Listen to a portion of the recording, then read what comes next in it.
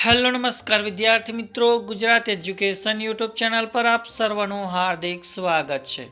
તો મિત્રો, આજે આપણે વાત કરવાના છે ધોરણ 10 ની અંદર વિષય વિજ્ઞાન અને નવા અભ્યાસક્રમ મુજબની પ્રયોગ પોથીમાંથી પ્રયોગ નંબર 7 નું સંપૂર્ણ સોલ્યુશન આપણે આ વિડિયોની અંદર જોવાના છે। તો આ વિડિયોને અંત સુધી જોવાનું ભૂલતા નહીં। ચેનલ પર પ્રથમ વખત આવેલા હો તો ચેનલને સબસ્ક્રાઇબ કરજો અને આ વિડિયોની લિંકને તમારા અન્ય મિત્રો સુધી શેર કરજો। તો શરૂઆત કરીએ પ્રયોગ નંબર 7। હેતુ છે કે આપેલા જલીય દ્રાવણોના અંદાજિત pH મૂલ્ય નક્કી કરવા। તો સાધનોમાં છે કસનળી, હોલ્ડર, ડ્રોપર, કસનળી ટાઇલ, pH પેપર।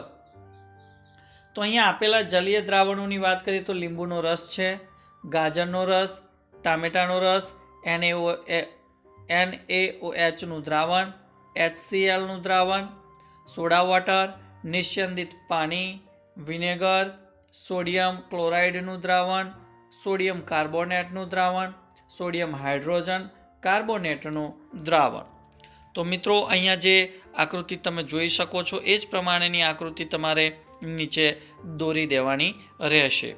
હવે આપણે વાત કરીશું પ્રયોગ પદ્ધતિની કે આ પ્રયોગ તમે કેવી રીતે કરશો।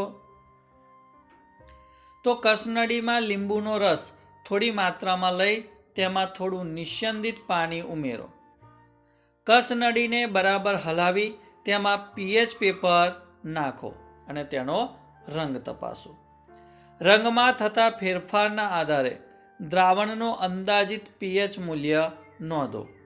આ રીતે આપેલા દરેક પદાર્થના દ્રાવણના અંદાજિત pH મૂલ્યો મેળવો અને અવલોકન કોષ્ટકમાં તેની નોંધ કરો। તો ત્યારબાદ આપણે અવલોકન કોષ્ટક નિહાળીએ। તો પહેલો ક્રમ છે, બીજું દ્રાવણ છે અને pH પેપરનો રંગ છે, આશરે pH મૂલ્ય છે અને દ્રાવણનો સ્વભાવ છે। તો લીંબુનો રસ તો ગુલાબી લાલ 2.5 pH અને એસિડિક છે। ગાજરનો રસ આછો નારંગી 4.0 pH મૂલ્ય અને એસિડિક છે। ટામેટાનો રસ ઘેરો નારંગી 4.1 pH મૂલ્ય અને એસિડિક છે। NaOH નું દ્રાવણ તો ઘેરો વાદળી 13 થી 14 pH મૂલ્ય અને બેઝિક છે। HCl નું દ્રાવણ તો લાલ અને 1 pH એસિડિક છે। સોડા વોટર તો હળદર જેવો રંગ મળે છે, 3.5 એનું pH મૂલ્ય છે અને એસિડિક છે। નિસ્યંદિત પાણી આછો લીલો અને 7 pH અને તટસ્થ છે। વિનેગર તો કેસરી રંગ 2.4 pH અને એસિડિક આવશે। સોડિયમ ક્લોરાઇડનું દ્રાવણ તો આછો લીલો અને 7 pH તટસ્થ આવશે સ્વભાવ એનો। સોડિયમ કાર્બોનેટનું દ્રાવણ તો વાદળી રંગ બનાવે છે pH પેપરનો, 10 pH મૂલ્ય અને બેઝિક છે। ત્યારબાદ સોડિયમ હાઇડ્રોજન કાર્બોનેટનું દ્રાવણ તો મહેંદીનો રંગ 8.5 pH મૂલ્ય અને સ્વભાવ બેઝિક રહેશે। નિર્ણયની વાત કરીએ તો pH પેપરના ઉપયોગથી જુદા જુદા પદાર્થોની આશરે pH મેળવી શકાય છે। જ્ઞાન ચકાસણી આધારિત કેટલાક પ્રશ્નોની વાત કરીએ કે નીચેના પ્રશ્નોના 1-2 શબ્દોમાં ઉત્તર લખવાના છે કે દૂધમાંથી દહીં બને ત્યારે કયો એસિડ ઉત્પન્ન થાય છે, તો એ આવશે લેક્ટિક એસિડ।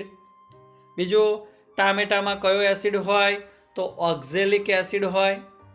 લીંબુમાં કયો એસિડ હોય તો સાઇટ્રિક એસિડ આવશે। એસિડ અને બેઝ વચ્ચે પ્રક્રિયા થતાં કયા પદાર્થો ઉત્પન્ન થાય તો ક્ષાર અને પાણી। દાંતનું બહારનું પડ શાનું બનેલું હોય તો એ આવશે કેલ્શિયમ ફોસ્ફેટનું બનેલું હોય છે। પ્રશ્ન 2 છે કે નીચેના પદાર્થોના રાસાયણિક સૂત્રો લખો।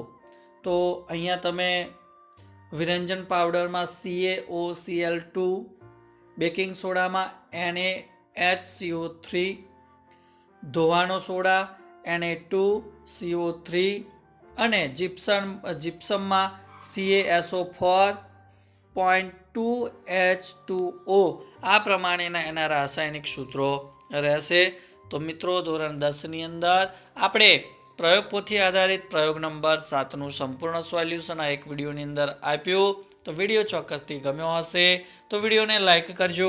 આ વિડીયોની લિંકને તમારા અન્ય મિત્રો સુધી અવશ્ય શેર કરજો અને ચેનલ પર પ્રથમ વખત આવેલા હો તો ચેનલને સબસ્ક્રાઈબ કરી બાજુમાં આપેલ બેલને પ્રેસ કરી દેજો.